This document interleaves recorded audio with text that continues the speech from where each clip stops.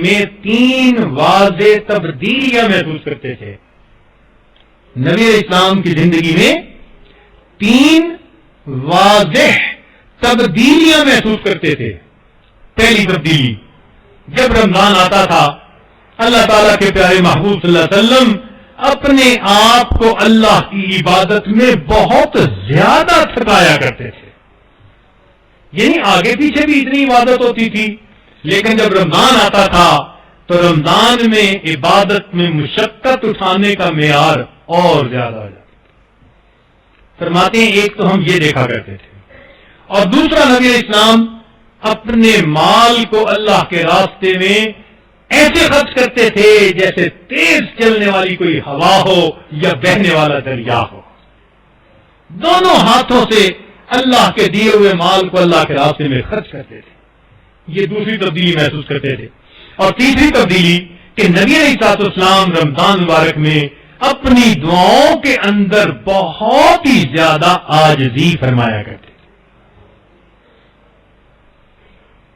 نبی علیہ السلام کو تو اللہ نے بتلا دیا تھا غفر له ما تقدم من ذنبه وما تأخر، تو پھر یہ عاجزی کس کے لیے تھی؟ میری اور آپ کی تعلیم کے لیے تھی.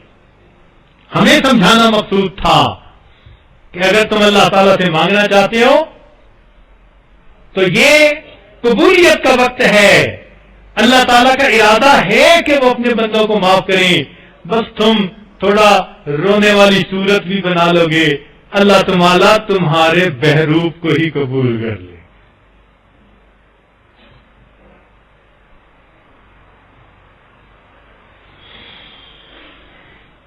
اس لیے فضیل بن عیاض رحمۃ اللہ علیہ فرماتے ہیں کہ ہم نے اکابر کو دیکھا کہ وہ 6 مہینے رمضان کے آنے کا انتظار کیا کرتے تھے.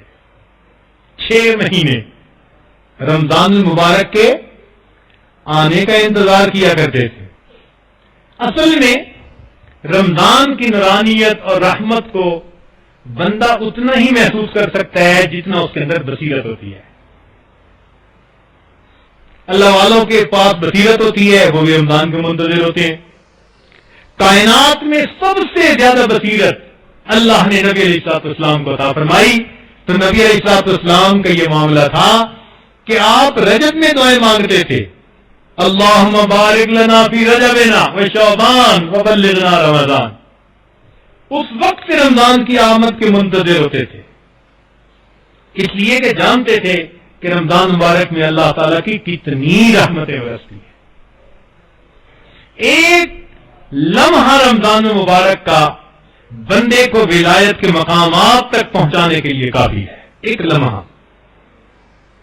امام ربانی مجلد ثانی رحمۃ اللہ علیہ لکھتے ہیں اپنے مکتوبات میں، اے کاش بقیہ پورے سال کی رحمتوں کو رمضان المبارک کی رحمتوں سے وہ نسبت ہوتی جو ایک دریا کو سمندر کے ساتھ ہوتی ہے، مگر وہ نسبت بھی موجود نہیں. یوں سمجھیے کہ رحمتوں کا سمندر ہے رمضان المبارک میں، جو اس وقت بکھرا ہوا ہے اپنے بندوں کے گناہوں کو دھونے کے لیے.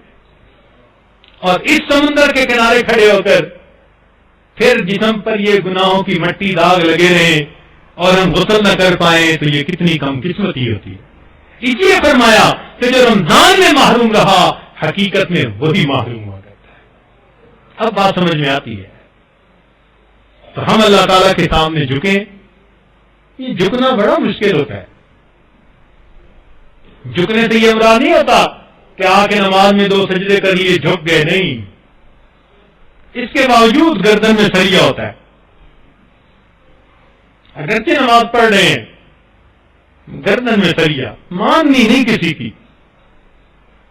سننی نہیں کسی کی، نہ ماں باپ کی مانتے ہیں، نہ بیوی کی مانتے ہیں، نہ پیر استاد کی مانتے ہیں، مانتے ہی نہیں کسی کی.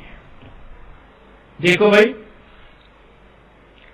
شیطان کو جو رد کر دیا گیا تو اس نے کوئی شراب پی ہوئی تھی؟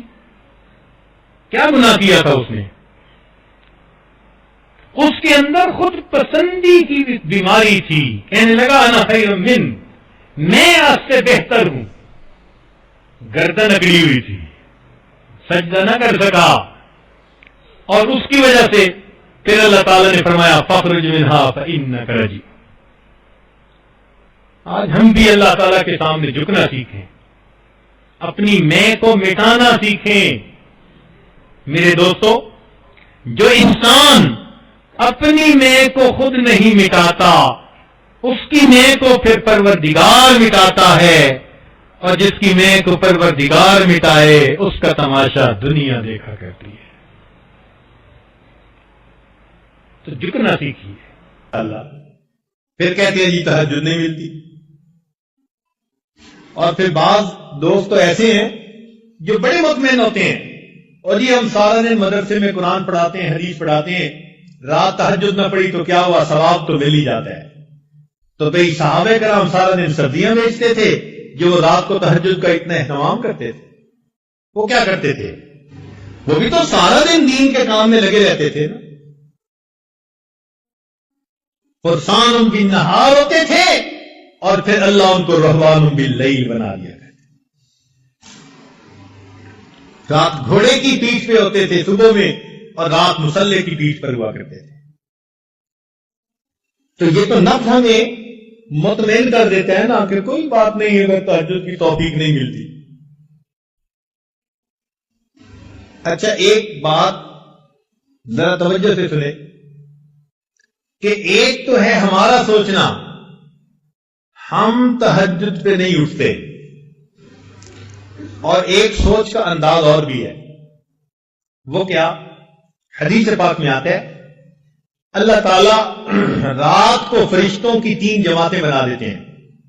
فرشتوں کی کتنی جماعتیں؟ 3 جماعتیں بنا دیتے ہیں۔ ایک جماعت کو کہتے ہیں کہ دیکھو فلاں فلاں میرے مقبول بندے ہیں، تم جاؤ اور ان کو پر مار کے جگا دو، یہ تہجد میں اٹھنے کا وقت ہے، یہ اٹھیں گے مجھ سے مانگیں گے، میں پروردگار ان کی جھولیوں کو بھر دوں گا۔ چنانچہ یہ لوگ سوئے ہوئے ہوتے ہیں، نہ گھڑی کا الارم نہ کوئی اور، اچانک ان کی آنکھ کھل جاتی ہے، یہ اللہ تعالیٰ کی طرف سے فرشتے اٹھا دیتے ہیں ان کو، اچانک آنکھ کھل جاتی ہے، دل میں ارادہ لے کے سوتے ہیں 3 بجے اٹھنے، 3 بجے آنکھ کھلتی ہے، تو اللہ تعالیٰ کے فرشتے جگا دیتے ہیں۔ اور پھر دوسرے گروپ کو اللہ فرماتے ہیں کہ جاؤ فلاں فلاں فلاں میرے ناپسندیدہ بندے ہیں، میں انہیں پسند نہیں کرتا، تم جاؤ اور ان کو تھپکی دے کے سلا دو، یہ میرے نیک مقبول بندوں کے اٹھنے کا وقت ہے، اور میں نہیں چاہتا کہ اس موقع پر یہ مجھے اپنی شکل دکھائیں۔ رات کے 1 بجے تک جاگتے رہیں گے، 2 بجے تک جاگتے رہیں گے، جب تہجد کا وقت شروع ہو گیا نیند آ جائے گی۔ آپ شادی بیاہ پہ دیکھیں، لوگ پروگرام بناتے ہیں، آج شادی کی رات ہے جی ساری رات جاگیں گے، ساری رات نہیں جاگتے، جب تہجد کا وقت شروع ہوتا ہے سارا مجمع سو جاتا ہے، گھر کی عورتیں سو جاتی ہیں، مرد سو جاتی ہیں، مہمان بچے سب سوئے پڑے ہوتے ہیں، وہ سوئے نہیں ہوتے، ان کو سلا دیا جاتا ہے۔ تو یوں بھی تو ہم سوچ سکتے ہیں نا کہ ہم تہجد نہیں پڑھتے، نہیں نہیں نہیں، شاید ہم سے کوئی ایسا گناہ ہوتا ہے، اللہ تعالیٰ اس برکت والے وقت میں ہماری شکل دیکھنا پسند ہی۔ اللہ نے اس امت کو عذاب دینا ہوتا تو اس کو رمضان کا مہینہ عطا نہ کرتے۔ رمضان کا مہینہ جو اللہ نے دیا، اس کا مطلب ہی یہ ہے کہ اللہ اس امت کو بخشنا چاہتے ہیں، اور اللہ تعالیٰ کتنا بخشنا چاہتے ہیں، اللہ اکبر، ہماری امیدوں سے بھی زیادہ۔